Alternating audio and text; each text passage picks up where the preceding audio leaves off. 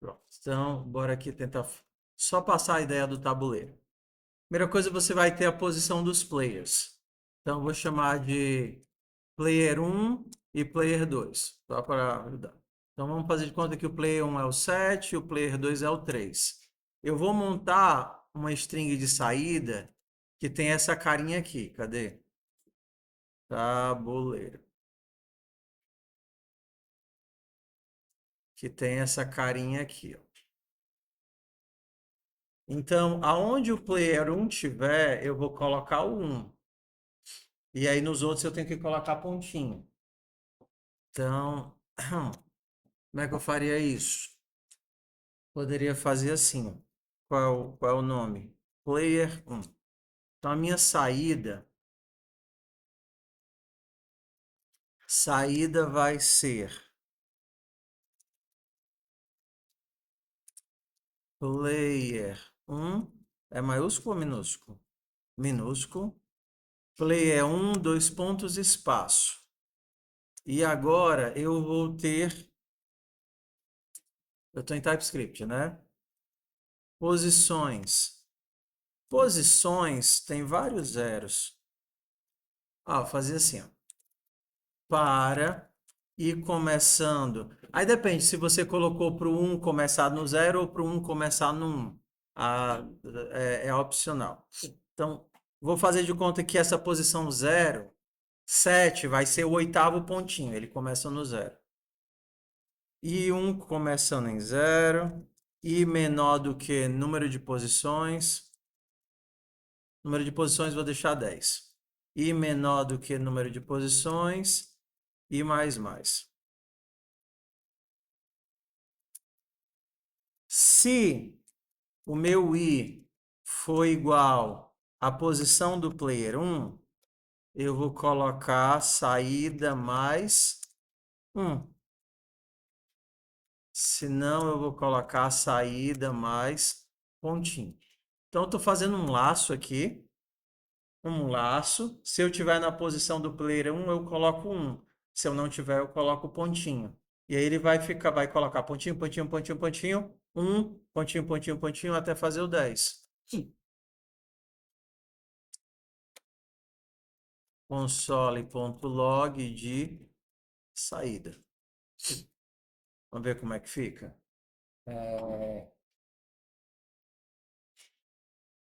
Tá. Cara, esse negócio aqui, tá vendo? 0, 1, 2, 3, 4, 5, 6, 7. 0, 1, 2, 3, 4, 5, 6, 7, 8, 9. Só que eu não tô com 10. Por que eu não tô com 10 pontinhos? Não era para ser 10 posições? Eu tô com 10? 1, 2, 3, 4, 5, 6, 7, 8, 9, 10. Eu tô com 10 posições.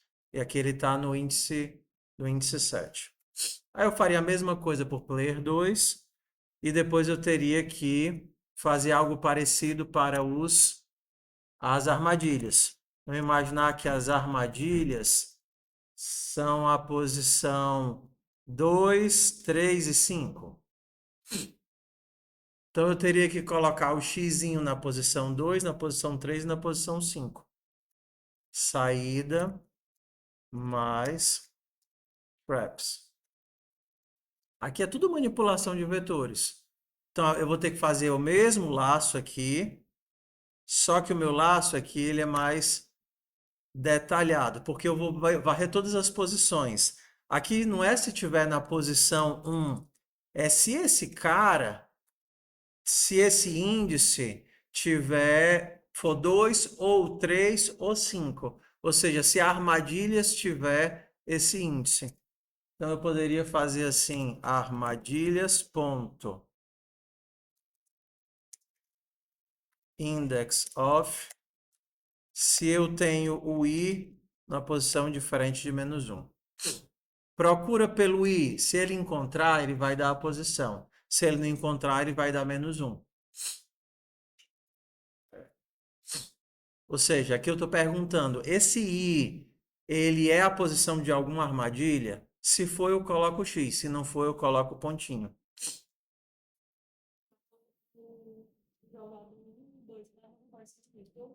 Não. O jogador 1 é uma posição. É simplesmente saber onde é que está o jogador 1. Ele está na casinha 5, ele está na casinha 7, ele está na casinha 10. O único, o vetor só, não, o vetor só vai ser as armadilhas. Não, não existe vetor. No atributo da classe que estava dele, os jogadores estão aí. Mas só para facilitar a vida. Porque o jogador que assim, você tem várias formas de brincar de alternar o jogador. Uma forma que você poderia para alternar quem está jogando é ter um número e controlar. Se é o jogador 1, aí você muda para o jogador 2, aí faz um if else, aí volta para o jogador 1 e faz o if else. Só que você vai ter que ficar alternando entre esses caras. Outra forma fácil de alternar, para não ter que pensar em número, é colocar os dois jogadores no vetor e sempre quem joga é o jogador da frente. Aí quando ele termina de jogar, o que é que você pode fazer? Tira ele da frente e bota onde? E bota no fundo. Então sempre quem joga é o jogador da frente. Aí é outra forma de fazer. Você não precisa ficar controlando. Ah, eu estou jogando com o jogador índice 0. If else, agora o próximo jogador é o jogador 1. Então você precisa controlar de alguma forma como é que você vai acessar esse vetor com a lista de jogadores.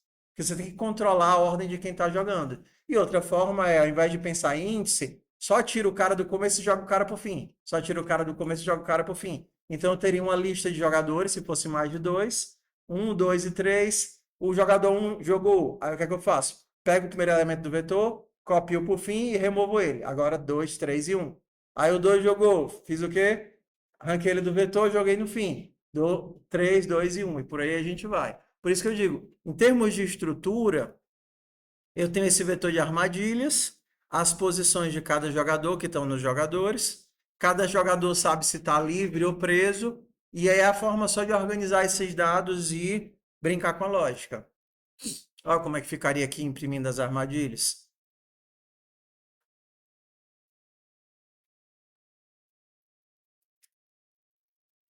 Exec? Não, é teste.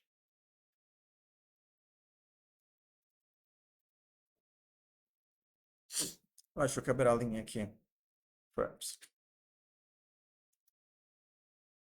Não, mesma. Deixa eu só alinhar. Traps. 1, 2. Pronto. Eu tenho armadilhas nas posições. Cadê? 2, 3 e 5. 0, 1, 2. Tenho armadilha, tenho na 3 e tenho na 5. Entendeu? É manipular os dados que eu tenho para gerar a saída. E aí você vai ter que fazer isso via laço. Joguinho de percorrer, verificar se eu boto ponto ou se eu boto o valor que eu quero. A atividade ela é opcional, ela é divertida para quebrar a cabeça e ganhar uns pontinhos extras. Bora para a matéria de hoje? Oi.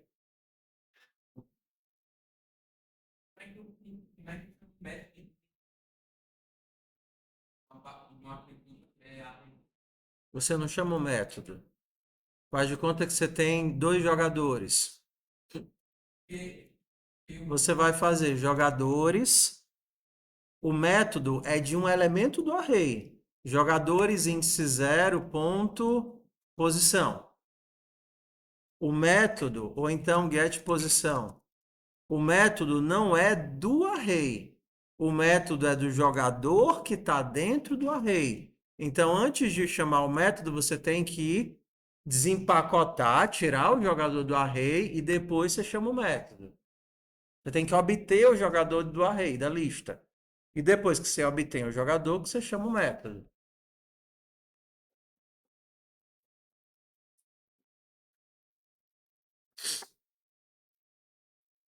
Vamos lá.